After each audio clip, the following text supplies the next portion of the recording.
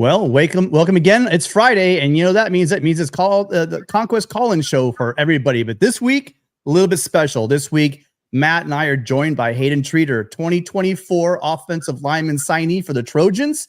All 6'7", 330 of him. Get ready for a wild show. We'll be taking your calls as always. Remember, we will not be the last, but we were the first to give you guys a call-in show that's directly towards the listener, the follower, the viewer. It's all about you guys tonight. Make sure you pick the phone call. Number's right up here. 888-997-4539. 888-99-RILEY. Matt, let's welcome in Hayden. Hayden, how you doing today? Doing great. How about you guys? It's Friday. What can you do, right? Friday, we got another office. So you're in very great company. We've had two guests on the show, Matt, right? One of them is Hayden. This is your second time here. And the other one was a guy named Anthony Munoz. Some of you guys out there might know him. Hall of Fame, Rose Bowl winner, national champion, and also pitcher for the USC baseball team. So we're bringing in guests for you guys. And as always, it's your call. So let's get the call started. But before we get going, Matt, any thoughts for Hayden right away?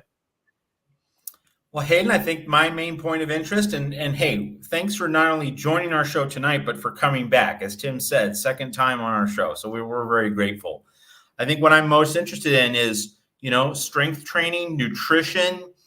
How is that going? And what are you learning? Because I'm sure that like every time you go through like a cycle or a process, you get taught something, like you're learning a little bit better about how to handle all that weight, all that size, and make sure that you retain strength, agility, balance, all those things, and put them together in one big package that's going to be great when you hit the gridiron for USC. What are you learning about nutrition and just managing this larger process about how to be the leanest, meanest offensive lineman you can be? Yeah, so I mean, it's been going great. Obviously, I gained a little weight since last time. It's, instead of hitting like really hard workouts, every day, it's become a lot more of, listening to your body. When something hurts, don't push it, don't hurt yourself, slow, like, smaller, not as hard workouts, just consistent, making sure that, you're not going through a really hard workout and then taking 3 days off. It's like you want to go every day, but just a little bit. And every day you get a little bit more in shape. If you just keep that going, then you should be gold. Gary, sorry, really quickly, Gary, I somehow missed your call, but I do want to make sure we get it in here. And it's already go. Sorry about that. We got our first call, Gary. If you could turn down your speaker, we got you. How you doing? You're on with Matt and with our special guest Haydan Treter. Hey, great to see you, Matt and Tim. And I will say before I make my point, Hayden, I'm so glad to see you. I saw film on you and I heard your interview 2 or 3 weeks ago. Overwhelmingly impressed with you. You have something special. You're a guy with an it factor, and you already expressed what I would consider to be a real Trojan's heart. And I love your attitude. It would not surprise me at all if you take the field this year, but you are going to be one of the great ones at USC. I can just tell. But let me get to my point. I always have some little story, but so there's this turtle going down the road, and he's robbed by a gang of snails.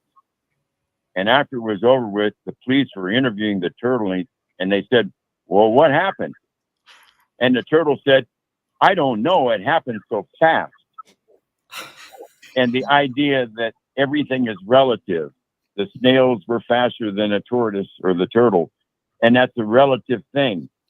We live in kind of a world where we're making relative comparisons. But I don't think for USC, the winning factor is a relative thing. Because, I mean, it's great to say we won more games than Wichita State, but that's not going to help us much. We seem to be having trouble with the NIL. And I think the thing that has always been the hallmark of USC is their brand. We've been, over the decades and decades and decades, we've been branded as an elite team. And you can say that, well, cream rises to the top. Well, you've got to have the cream. And this is the thing that we're struggling with right now in NIL. but I'm happy with our recruiting class. And Hayden sits there as an example of that. And our recruiting class is great, but it looks like we're missing out on filling the hole of the defensive line. We keep swinging and missing. And so I'm just wondering, do we haven't, maybe we should start betting on the kids that are coming in. For example, I give the name Pepe. Pepe probably is a guy that could do something for us. But what I'm trying to say here is that for USC, it's not enough for us to be relatively good compared to everybody else. We have to establish our brand again. And I don't know if it's a chicken and egg thing, because I think our brand is not enough to overcome the NIL package of, say, I hate to say it, of Oregon. So I just don't know how we get where we need to go. It's a timing thing. Do we invest in these young kids like Hayden here, who I would invest every dime I have if I could? Or do we try to build it through the recruiting class and just say, well, we'll do what we can at NIL, but we're pretty much hamstrung. So I don't know what you guys think. I'm trying to say, how do we get somewhere that we need to be without saying, well, it's relative to something else? Hey, you want to jump in on the one thing really quick? Let's not get into details on names, obviously, about recruits and stuff like that, but let's just keep it in general. Sorry, go ahead, Matt. I'm sorry. Well, Gary, thanks for calling as always. If we didn't have our special guest, I'd give you a longer answer, but because we want to be talking to Hayden a lot tonight, I'll keep it really short. The key, Gary, don't be 7-5 again. And then that really gets to the heart of it. That's the answer. Yeah. Hayden, any thoughts on the question? Yeah. From a fan's perspective, it might be a little hard to see what's going on and, what the vision is. But I would just say, trust our coaching staff, trust the guys in the building, the guys who see our defensive linemen every single day. We've got an excellent defensive coaching staff that we've hired this offseason. I mean, I'm extremely impressed with what the guys are doing at practice and all that stuff. And so I just say, put a little trust in, see where it goes this first week. We'll get better every week. And, pretty soon here, I think we'll be a powerhouse again. Yeah. And I think that a lot is being made that USC swinging and missing. I'm not sure if it's as much as they're swinging and missing as they're just doing a just simple return on investment. Say, hey, yeah, we'd really like to you on the team, but what you're asking for is just not really, we're not really matching this up. I don't think that many guys are just going to turn down USC. As Hayden said, with this coaching staff, it is USC. And I think it's coming down to, though, that, some of these guys want a little more than USC is willing to pay for. And as we both said, Kobe Pepe is like you said, is there. There's a number of young linemen, that some that aren't even on campus yet, that are going to possibly be able to fill a position. I no doubt think that the coaching staff would like to have a 325-pound nose tackle. There's no doubt about that. But at the same time, are you willing to mortgage a big chunk of money for this? I'm just going to say it, for a nose tackle that may or may not be worth his weight in gold, like a lot of these guys are. It's all about supply and demand. And there are a number of major programs that have deep pockets, like Oregon, LSU. As much as Brian Kelly says he's not going to pay for players, he's still in the running for a couple of players that have some big price tags. So I think at the end of the day, you have to trust, like Hayden said, trust the coaching staff. And then the proof will be the pudding, kind of what Matt said. You just can't, if they go out out there and they're telling us about this great new defense we're going to have, there's a gaping hole in the middle, they're going to have to answer for that one. You there still there, Gary? Right. Yeah. Yeah, I was just making sure you were finished. I appreciate the comment. I want to say that with someone like Hayden sitting there, the future is very, very bright for USC. And I think the future is bright not only in what's called the future, but I mean this year. I wouldn't surprise me if Hayden takes the field. Anyway, thank you for your comments. And I represent a few people that feel the same way. So I'll try to not be a Debbie Downer here and try to be more realistic. But things are sort of relative. My excitement is relative to the reality of things too. But I see people like Hayden, and I just can't feel good enough about USC. So best of luck to you, Hayden. I'll be watching for you. And thank you, guys. Right on. Right on, Gary. I'm right there with you. I agree with everything you just said. Yeah, the future is bright. These classes, I don't care what rivals say and 247, this star, that star, whatever. We know what we're seeing, and I can't wait to get a lot of your guys' in. Speaking of the signees, the 2024 signees, we're waiting for their call. Is there anyone from that group that you're particularly close to, or you guys still not? You're not on campus yet, I know, but I mean, is there anyone in that group that you've kind of been a lot of talk with? Yeah, so definitely Makai, because him and I were gonna room together at SC, and so I've been trying to get to know him a lot, and he's a good dude, great guy. He's gonna be an excellent player someday. Whether he plays tackle, center, guard, I mean, he can really play all five. He's going to be an excellent player when he gets here. So, I've been trying to get closer to him, seeing as I might be playing next to him pretty soon here. Yeah, definitely him. And for me, help me out, because I've heard it said a billion different ways. How do you pronounce his last name? Because I don't have a pronunciation chart for his last. Did I get you in trouble? What's your first shot at it? I don't really know either. I think it's Signee. I've heard Signee. Okay, just want to make sure, because I always dance around it because we don't have a pronunciation guide for some of the guys now, and the last thing I want to do is chunk up a name. So yeah, I don't know either, but I'm pretty sure it's Signee or Signee, one of those two. There for 2 years. I mean, because this is what I really feel with Josh Henson. When I look at the film on all you guys, and you just brought Makai, I just see you guys playing with a lot of aggression. Forget the physical size, forget how quick you guys are. But I mean, just finishing plays and just the nastiness that I think that has been kind of missing from USC's line play for years. And that's something for me. I mean, obviously it'll be different when you get in front of college athletes. When you get on there and like everyone you're going up against is 2, 3, maybe even 4 years older than you, that may change. But one thing that I've been saying about the 22 class, 23 class, and now the 24 class is that I do like the physicality and the nastiness that you guys have. Well, in my opinion, you can't get in the pig pen without getting dirty. So you might as well embrace it, I don't think football is fun unless you're a complete asshole. So I think, a lot of these other guys share the same sentiment. And, Coach Henson, he really does breathe that nasty factor in you. So just seeing those guys, I mean, it's fun and it's effective too. So. Okay, well, here's a question from the guy that actually introduced me to you originally, Hayden, from Gabe over at Trojan Blade. He's asking, who are some of the O-line that you watch to try to learn from? So this year, there's a guy in the draft. He went, I think, in the second round. His name's Cooper Beebe.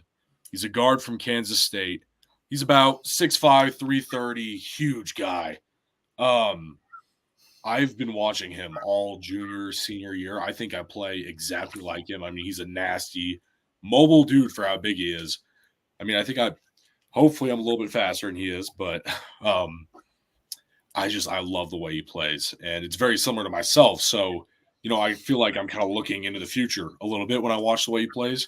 So I'm just trying to implement small pieces of his game, into the way I play. As far as professional goes, I love Trey Smith from Kansas City. Obviously, Zach Martin, all the good guards. But I also like to watch Tristan Wirfs a lot and Penei Sewell, because I think, they're both relatively young guys. And I think they kind of play with a different type of technique than a lot of the older guys, such as Zach Martin, Trent Williams, those, type of tackles play with. And so I think it's important to see, the newer techniques and how those, work, as well as the old stuff that's been around since, I was born. So I like to try and get an even mix of those two, pass protect like a tackle and then run block like a guard. That's okay. Beautiful. Hayden, you talked about old versus new technique. What is the evolution that you're seeing in terms of how the various offensive line positions are being taught, being coached, and how you yourself want to play? I mean, you kind of got at the broad brushstrokes, but can you give us a nuance in terms of where you think the position is heading? Yeah. So I think we're kind of getting back to the age of just massive humans moving, massive people. I mean, we see defensive linemen who are, to bring up a name, Tavondre Sweat, who was 6'4", 360 or something like that. Well, who also went, pretty high this year's draft was J.C. Latham, a guy from Alabama who was 6'5", 6'6", 360. So I think we're kind of getting back to that very heavy, like strong punch, anchor super hard, just don't get moved and then be able to use technique and stuff to move other big people. So when you look at, some of the old greats like Trent Williams, for example, he's a pretty top heavy guy. I mean, he's got like a big gut, but he's strong, he's strong, fast, athletic, all that stuff. But then you look at the newer tackles like Penne and Tristan Wirfs, their legs are massive. I mean, they're very even big throughout. And I think that's the big difference we're getting to is a lot of it is your ability to anchor, how strong you are and being able to use, low like center of gravity to your advantage.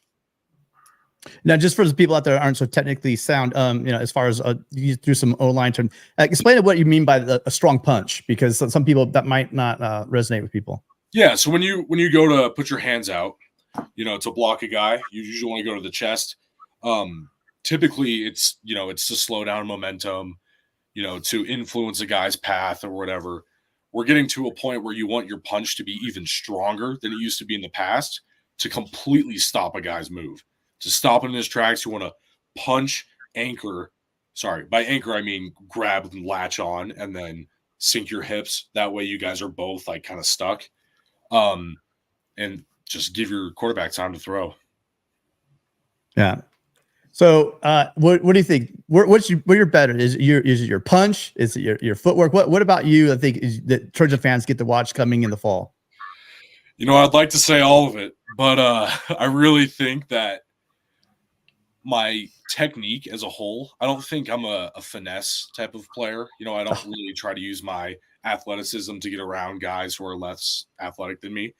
I think that, I heard a quote from someone, I don't remember who it was, but it was athleticism gets you offered and drafted. Technique is what keeps you playing.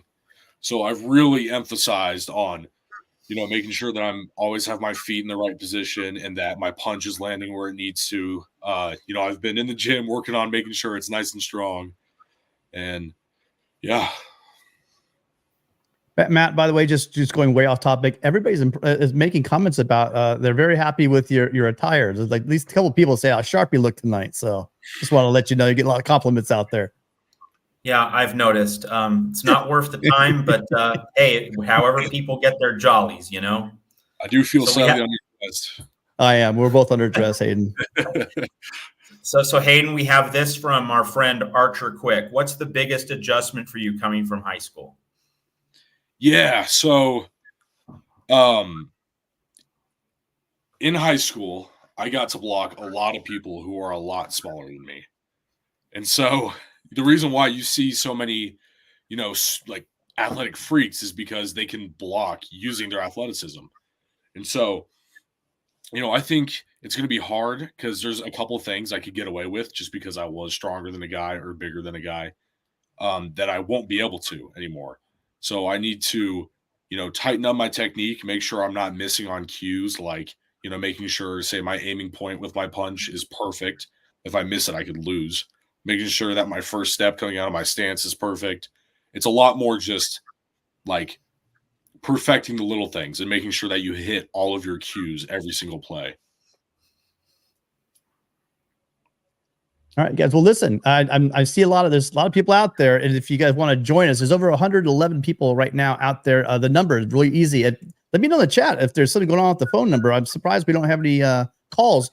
Number, very easy, 888-99-RILEY, 888-997-4539. Give us a call. Got a chance to talk to a Trojan.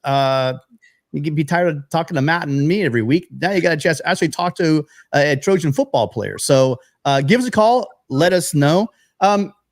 So we're looking at the schedule, and I know you've been a lifelong football fan. I want to get you a little bit of trouble here. What's the game that you're looking forward to, or possibly the team that you're looking forward to the most come the fall? Well, the getting interviewed, I want to say LSU because it's week one game at a time. But to me, I really think that, our first conference game against Michigan is huge. Michigan plays a different type of ball. They'll put their hand down in the dirt and they'll just run you over the whole game and then call it a day. I mean, what was it against Penn State last year where they threw it like 3 times in the second half or something like that? Or maybe not even at all. I mean, that's a different type of play. And so if we can, hold our own, and I think we even have a shot at beating them.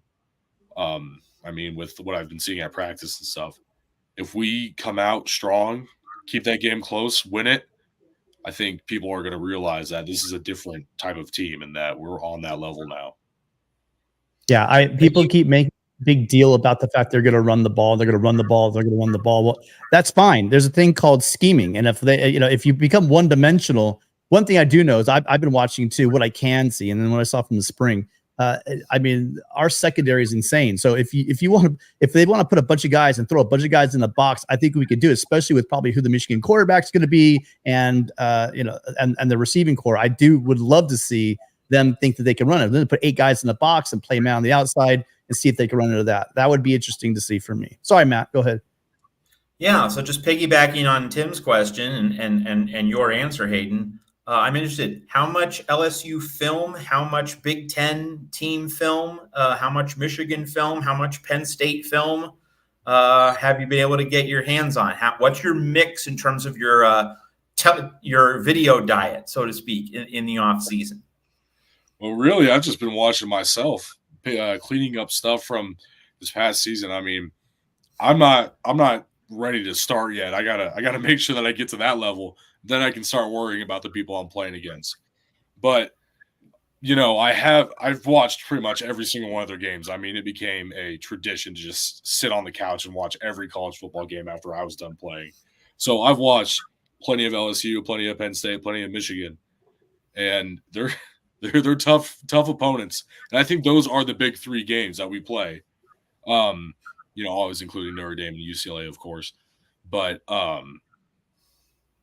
I know that we've got our hands full with those opponents and that they're great coaching, great players, but I think that we can go toe to toe and win. Oops, my bad. Hold on a second. Got ahead of myself. Guys, go ahead. If you're not making the calls, you can leave us questions in the chat. We will hit up. We got a couple of really nice. Thank you again, Gary, for the $10 super chat. Really appreciate you being here every week with your great questions. Thank you for the super chat as well. And then Slap Happy, thanks a lot. I really do enjoy having the chance and Hayden taking some time out of his day to come join us and join the Trojan family, just to talk some Trojan football. Appreciate you as always in your support as well. Well, I guess, Matt, we're not getting any phone calls from the region. Why don't you guys, Let's get this from Gerardo. So, he talks about rowing power through the water coming from the legs and the back, not the arms. And I mean, you just went through, being rooted, in your legs and your lower body. But what, Gerardo is asking, what body parts do you think you have to must be the strongest to be a powerful blocker? And maybe just like there's another layer you can add to what you said a little bit earlier. Yeah. So, legs and back is definitely true for sure. But I think one buzzword that you hear a lot when people are talking about offensive line technique is hips. So a lot of blocking comes through your hips. So when I'm going to have to stand up. There's no way I can talk about this without showing. Hold on. So if you're engaging a guy, right, you've got him in your hands and you're bent over in your stance, when you push your hips forward without standing up at all, you push your hips forward, it does that. So all you want to do to win a blocking battle and beat a guy is you want to lift his pad level. So when you engage your hips, it makes your back go straight up, which keeps that integrity, that strong, like that power you have in your arms. It stands their shoulders up, which then means their legs go straight. And without your legs bent, you have no power. So that's why you see a lot of guys who are overemphasizing that like scoop and then just arching their back, because what it does is it extends a dude and then he can't, use his legs, no power. So I'd say hips is probably the most important part. You don't really use them per se, but it's more about your placement of where they are, using your legs and back. And you guys didn't know that you were actually get the Haydan Treter offensive line camp as part of this as a freebie. So appreciate what you're getting. Hey, caller, we got a caller. Thank you for calling in. What's your name? Where are you calling from? Slap Happy. What's up, guys?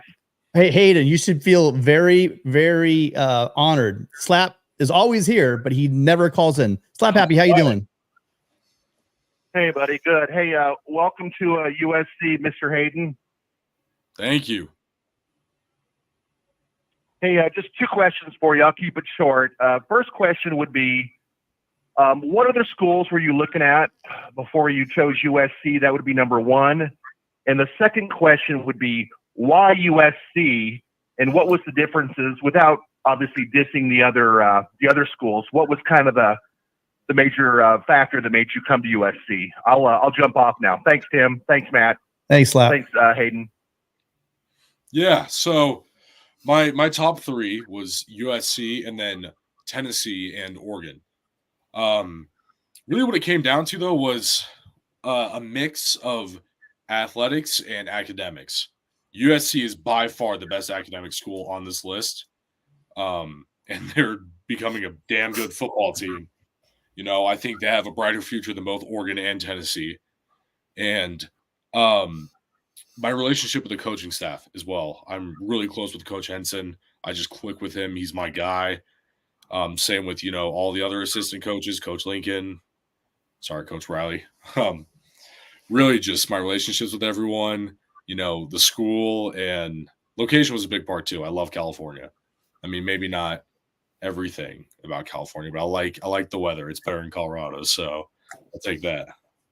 Absolutely. California is not a perfect place, but if you're looking for weather, it is definitely the place to be, I think.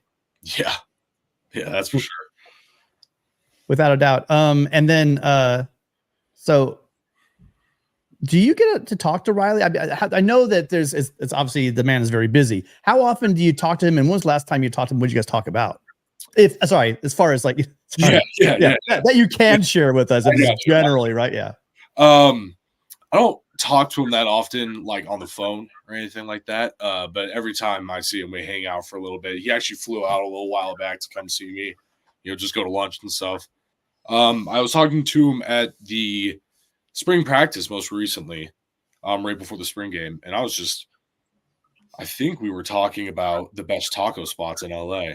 So nothing too serious or any, you know, secrets I can share, but, you know, I really just like him as a person. So we were just, you know, shooting the shit. It's kind of funny because, again, as someone, I was kind of intimidated when I first started to go in, and actually from all the BS you hear, you know, about, like how he is with the press. I cannot tell you how comfortable I felt and how really to everyone around the way he treats the press is anything you've ever heard. What's going out of Oklahoma? These people say that he's difficult. I mean, I'm kind of new on the beat, and he's been just, I don't know, patient. Like he'll even say like, "Hey, I know you want this answer, but I can't give." It's just, you know, it's not dismissive at all. So yeah, I feel what you're saying. I mean, obviously as a player, your relationship's a lot different. I don't really even know Coach Riley, but I'll tell you what, it seems to me every interaction I've seen him around people, he's just genuine, been a nice guy. Absolutely. Caller, thank you so much. What's your name? Where are you calling from? This is Augie. I'm calling from the great 805 Oxnard. Augie, thanks for calling in. What do you got for Mr. Treter here? You know what? With everything that's going on about SL and this and financing and so forth, I saw an old skit with Red Fox where he's playing Coach John McCox. I guess he's in charge of he's the Tampa Bay coach, and he has the dilemma of a halfback who was Billy Barty, who literally was a halfback, and then the other prospect, number 66, a linebacker that was kind of like half lit. And but there's a skit they need to watch on YouTube, and it was talking about how Red Fox approached the optimism about putting his team together. And then the kicker at the end of the skit was the secret tight end, Big Bub Pearson. And you talk about being PC or whatever in the era, but it was funny. It kind of reminds me of Abbott Costello, who's on first, and kind of like the longest yards. Man, we put together be viable, presentable. Like Mama K, I think she's like gives the truth and keeps it real. And I think a lot of these players are trying to get this Piggly Wiggly bag, and they're literally trying to pimp themselves. I think you gotta look at the longevity of the aspect of I guess it's all system, and kind of related to earlier. I go, man, get your education first. When it's all said and done, you have that to rely on, and if everything else happens, man, it's a bonus. But I have faith it's going to resolve itself, and I'm not going to jump on no crazy, hey, burn down the building, this and that. I have faith that the team is in place, and Riley and the rest of you're going to know when to hold them and when to unfold them. And fight on, Trojans, and that's all I got to say. Nothing for Hayden, Augie? I don't believe in that bad energy. I think when you do that, it takes away from. I look at the glass always as half full, because there's a lot of things we can complain about in this world. And love, for the love of the game, we're to me, a lot of that stuff, they could. You there, Augie? Think we lost Augie. Well, there's a lot to unpack there, but Augie, thank you for calling in. I like the fact you talk about glass half full. I caught that part. And also, just like Hayden said, if you don't want to come to SC for the right reasons, obviously Hayden said this is one of the better academic institutions. I'm lucky to have a couple degrees from USC. I can tell you it's a great place to be as a student. So I think if you're there for the right reasons, there's clear path. And I guess you could probably talk a little more about the development and this staff and how that really you're looking at the staff and what they're building. It's kind of hard to deny that if you want to get to the NFL, this is not the staff across the board that can get you there. Yeah. So thank you again, Augie, for calling. Oh, you there? Yeah, fight on, brothers. Fight on. That's all we can do. Fight on. Fight on, Augie. Thanks for calling in. Appreciate it.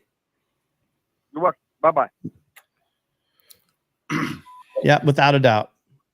So Hayden, we have this from Todd Gwynn. We get the word culture thrown around a lot when we talk about football and football programs. So Todd wants to know what's most important when we talk about culture to you, and how do your coaches and your teammates play a role in building that? But what's the essence of culture the way you understand it, Hayden?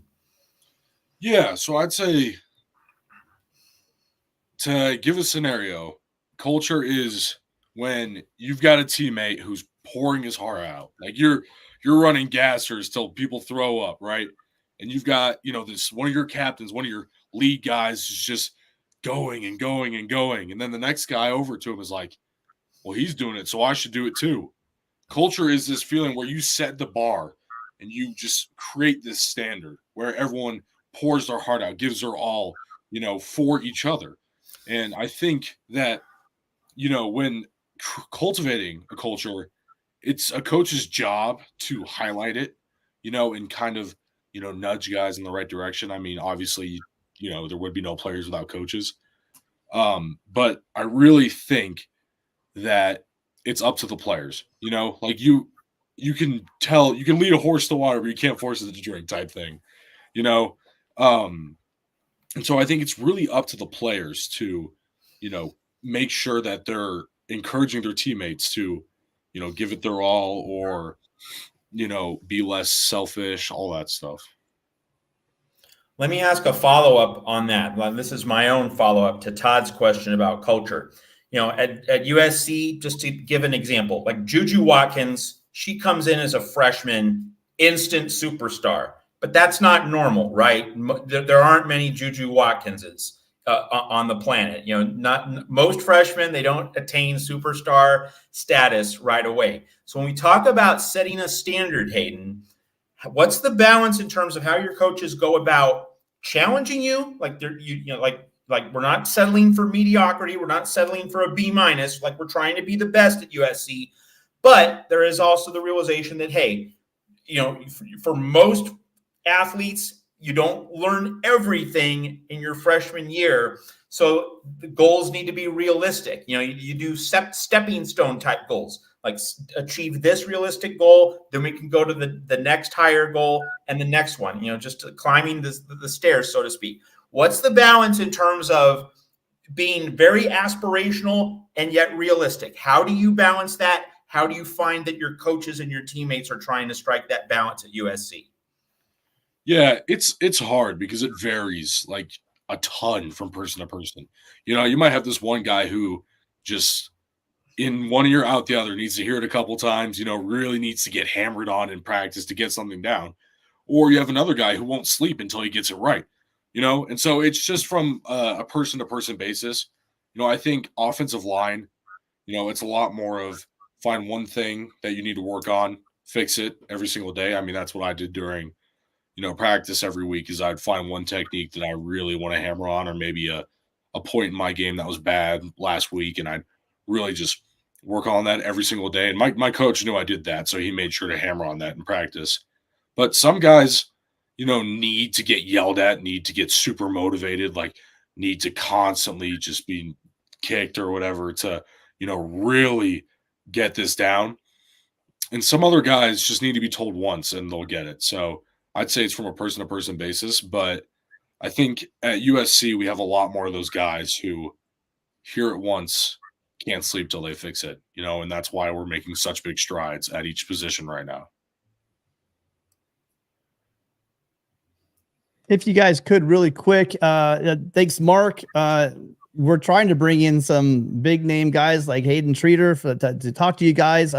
Would love to hear from you guys if you call in, but also while you're there and we're waiting for the next call, if you could take a quick second and just do us a favor and hit that like button. That does more than you can imagine. And then if you are enjoying the content, you can always go ahead and hit that subscribe button.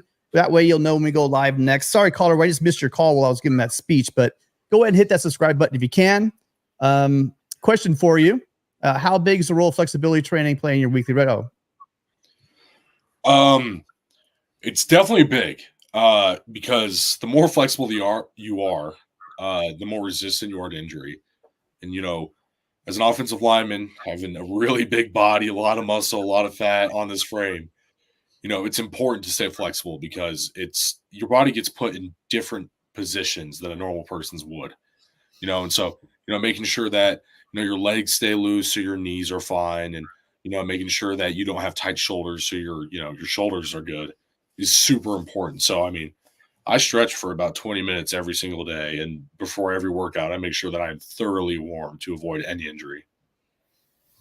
Well, really quick, I thought we hit this really fast. So I put actually I had you send me these. If you guys want to see what we're gonna get in a couple of months, here's a couple of quick ones from Hayden. So let me just pop this up for you really fast.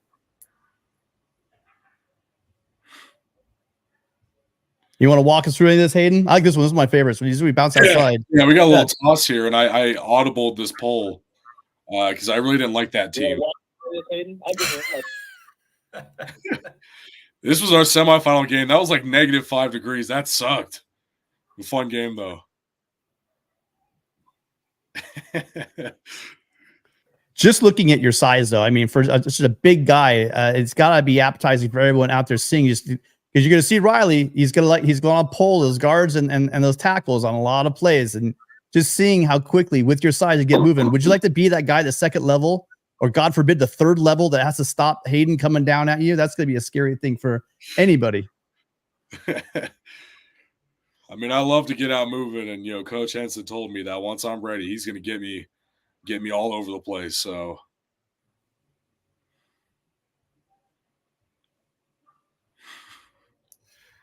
this was a fun game. Our left tackle went down, so I had to bump out to tackle for a little, which was fun. I played all four, both guards, both tackles this year. So,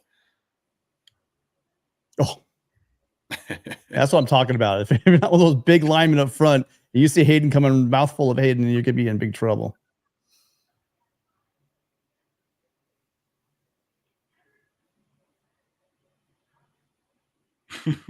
So again, guys out there, Hayden will be joining SC in the fall.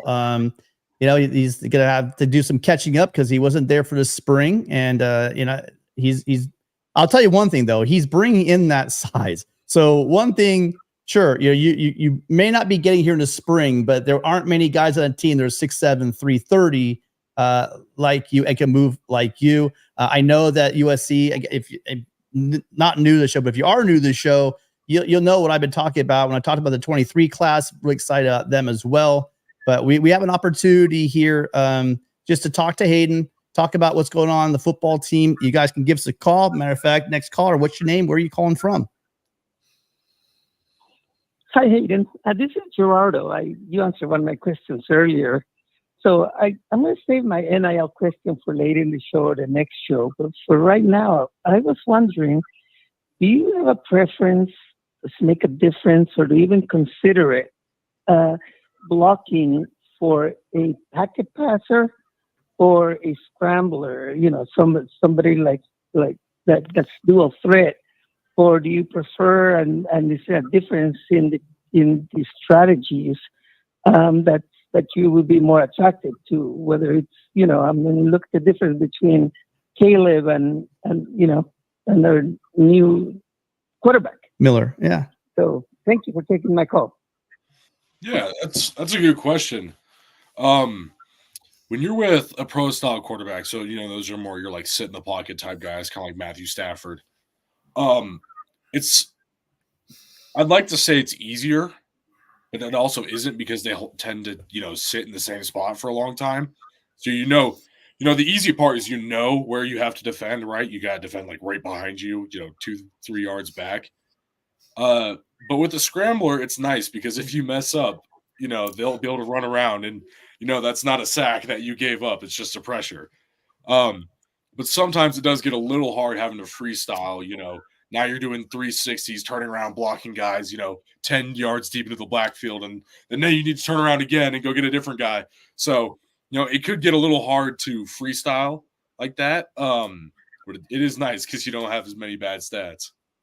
Yeah, I mean, Caleb was able to clean up some of those mistakes up on the front quite a bit over the past 2 years. Yeah. But as we talked about on the show, at the same time, you know, those when Caleb's back there and he is ad-libbing, then you have to hold those blocks. You don't know where the pocket's moving to, so we got a lot of holding calls because of that. So I mean, I guess it gives and takes, I guess is a way to say it. And then, but that's a great question because that's one thing I think about. You definitely got to be blocking differently depending on who you have behind you. Great question, Gerardo. Do you have anything else for Hayden?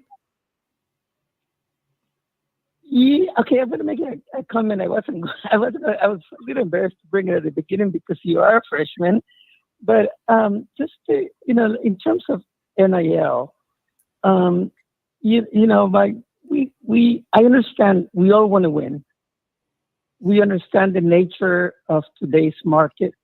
And I think all of us believe that our football players should earn as much money as possible.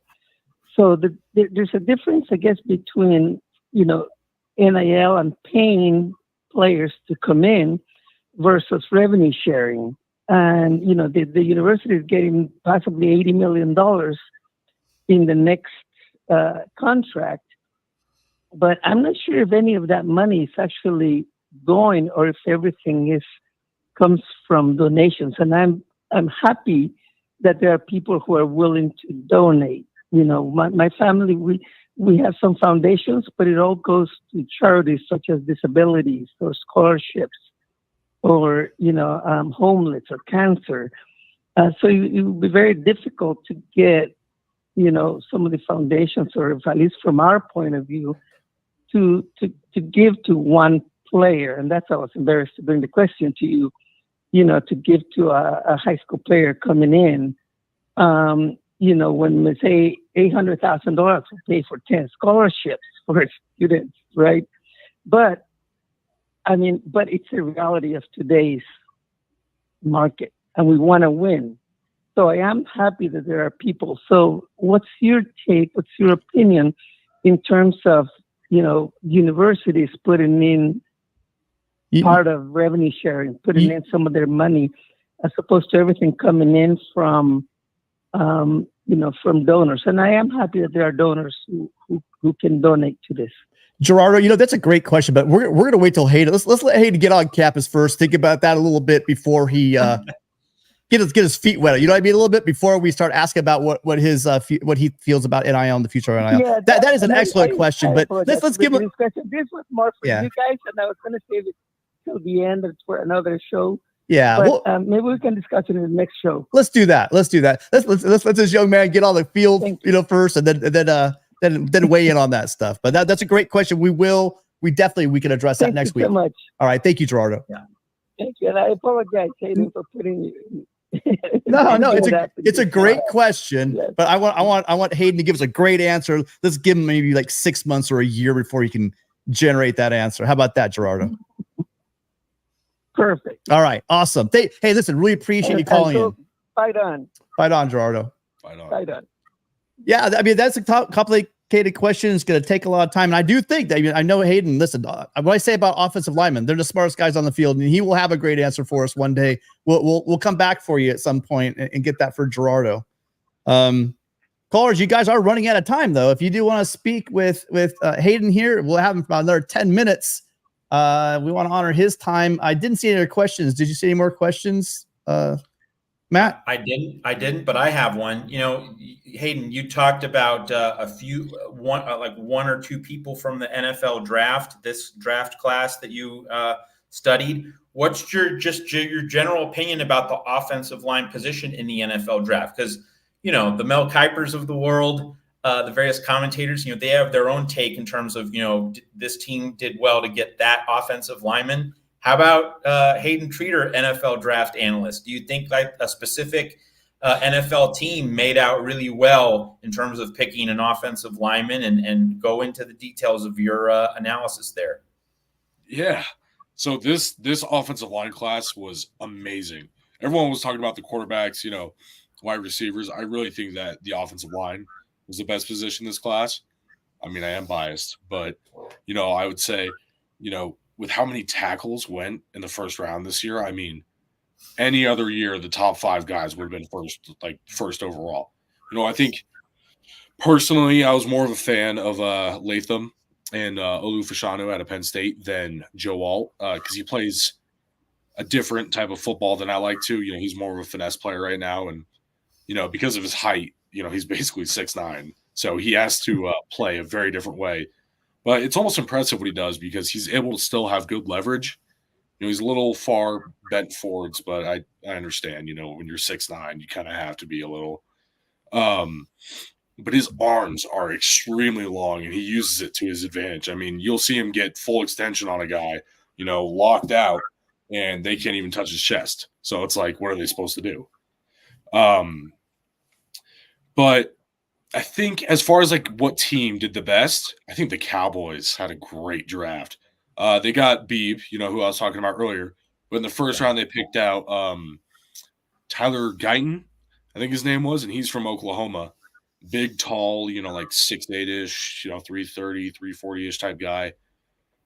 Great technician. People will say, he's just raw and stuff, but if you slow it down, his hand placement's pretty good. He runs his feet well. His footwork's on point. I think that they have 2 guys along with Tyler Smith, who they took very recently as well. They should have an amazing offensive line pretty soon here. I just want to say before Tim or anyone else comes in with questions, Hayden, after you're an All-American at USC and then you have a 10-year NFL career, you're set for an analyst position. You are absolutely crushing it. Your fluency and your fluidity, already there. I would watch you on ESPN right now. No joke. Matt, offensive lineman. I told you this. This is the conversations that you want to have. You want to talk to the line. That's right. But that's a good question. What is your major going to be? I'm doing kinesiology. So, sports medicine. I'm just trying to stay in football as long as I can. I want to play. Then when I'm done playing, I want to coach. And when I'm done coaching, then I want to help guys stay healthy. That's awesome. Well, you guys, I don't know. Now, we did do you a disservice, Hayden. I've been working on getting some serious work done for board certification. So we didn't have a show last week, and I think we've missed out. I don't even know if anyone's we're gonna be on tonight. So that's my bad. But if you guys do want to get those questions in, or if you do want to call, this is the last chance. Last call. for questions for Hayden. Hayden, is there any message you want to have out there for the Trojans that came to see you today? Appreciate you guys checking me out. I'm really excited to get onto campus, make a difference. I think this team's going in the right direction. Just trust your staff, trust your players. We'll do right by you guys. I promise. There is absolutely no doubt in my mind from my interaction with you that you could be a great Trojan. I've got to know a lot of great Trojans over the years, and you just fit the mold of a guy smart, has your head right in the right place. You're always talking about your teammates. You're always talking about the team. That's exactly what this Trojan team and the culture I think they're trying to build there is. Oh, we got a question here. So let's see. With the recent rankings coming out, totally underestimating the Trojans entering the Big Ten. How big of a fire does that light in the heart of the team, especially the line, when you're being disrespected the way you are nationally? Oh, man, I hate it. And especially me being a 3-star and stuff, I was pissed off. My whole life, I feel like I've been underrated. And then I go out to all these camps out of state and kick ass. Doesn't matter. So, I've kind of learned to drown out the noise. And I think a lot of the other guys have too, because star rankings are complete bullshit. Pardon my French. And I think that rankings are BS too. I mean, Florida State got hosed this year, although it did make sense. And that's a completely different topic. But I mean, if they weren't going to make the Final Four, don't put them in the top 4. And that's my opinion. Go ahead. Sorry. No, go ahead. Well, I wanted to touch on, because again, I'm in 2 camps, and I'm kind of like half in, half out on the whole star rating. Yes, of course, you can't deny the overall the big look at how the rankings work out. But I mean, I talked to Matt one time. I said, look, you line me up all these guys and let me watch them 4 or 5 times. You're going to be able to find the top 50, top 60 players in America. You really will, with all these camps and all the tape they have on this stuff. It's when you start getting towards those what's the difference between a high 4-star and a low 4-star, a 3-star, etc. I don't understand what their metric becomes. And it's the one position, without a doubt, I've been following. I don't really follow as closely as I used to, but year after year after year, the one position that they miss more and more on is offensive line. To me, yes, of course, they can pick that guy that's probably going straight to the NFL. He's got all the measurables, and he dominated this school in this really large, the highest level of Texas football or wherever. I get that, right? But the ones they miss out on, let's say a guy who has all the measurables, but he's playing in Colorado and et cetera, et cetera. They miss out on all this stuff. And I'm not complaining about their ability, but I am complaining about their ability to look at wide receiver rooms. And we'll talk about that in a minute, because apparently there is a writer over at On3 that believes that USC doesn't even have a top 10 wide receiver room in the country. And that's just, quite frankly, that's just embarrassing. But before we get to that, huge supporter of the show. Also a guy you'll probably get to know very well, Hayden. This is Roy Banuelos. He's the father of Micah Banuelos. His phone died, missed most of the show, but a question for you. Welcome to the team, Hayden. Have you spent time with all or most of the O-line? Yeah. When I was out there for the spring game, we actually went out later that night, hung out and stuff. I've gotten to meet, not just the offensive line, other positions too. I've made sure to stay in contact with all of them. We're all on group chats on Instagram, text. We send memes to each other all the time, all that sort of stuff. So, I've already made sure to, introduce myself to everyone, talk to everybody, and make an effort to get close. It looks like a fun group. Again, and the word I keep hearing is intelligent. So again, you're going to fit right in going into that room. So let's roll back in. Let's roll back into that. So basically, On3 did not have USC in the top 10 receiving. Matt, did you have a chance to see that at all? Yeah. So what I'll say about that is a lot of these people that work at these ranking sites are people commenting about football players when they haven't played modern football. I think the reason why so many people miss on offensive line is because they look at them like, oh, he's big, so he must be great, which isn't true. I think a lot of, or, they'll look at other things and say, oh, well, he's super fast, so he must be good. Well, you missed the part where he's 260, And so I think a lot of the stuff, that guys get measured on is stuff that's out of their control and stuff that doesn't actually measure how good of a player they are. You can have a guy who's 6'8", 350, runs a 4.2, but if he gives a sack every play, does it really matter? Even if he goes to IMG, does it matter? You know, so I see guys who get handed offers because they go to schools and they're like, well, you work with a good coach, so you must be good.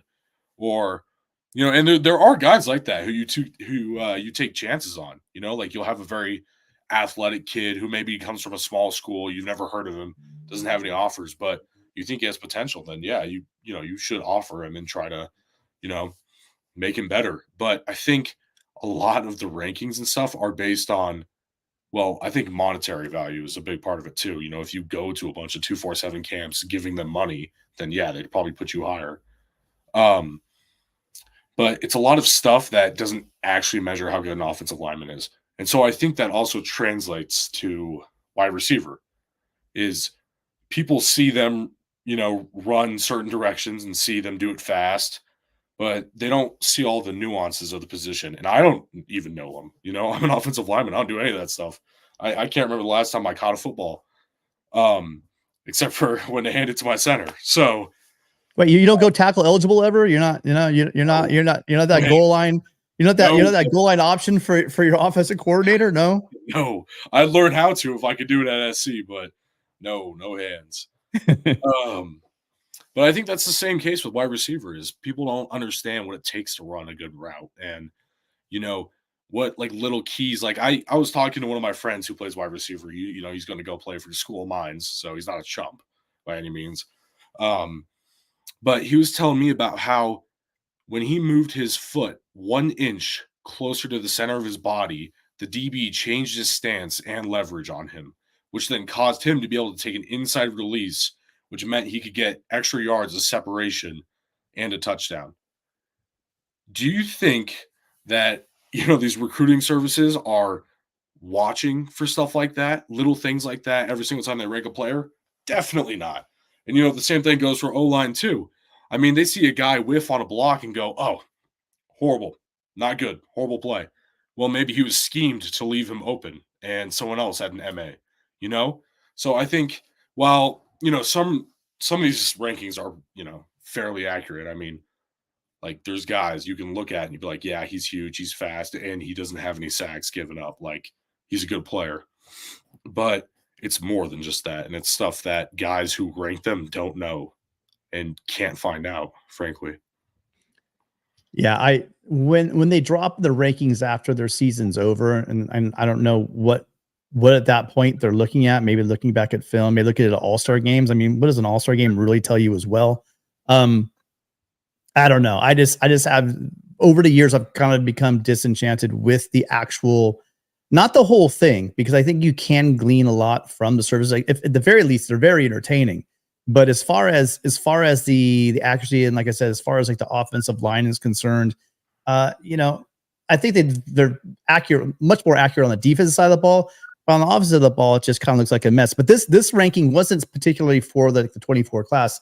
This was talking about the guys that they're at USC right now. A lot of guys are going to make a huge leap, you know, across the board, you know, quarterbacks, but all positions, coming from that freshman year to that sophomore year leap. You know, freshman year, just kind of just your head spinning a bit.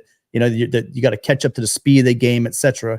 Well, now these guys that came into USC last year that were true freshmen, you know, they're gonna take over, take that next leap.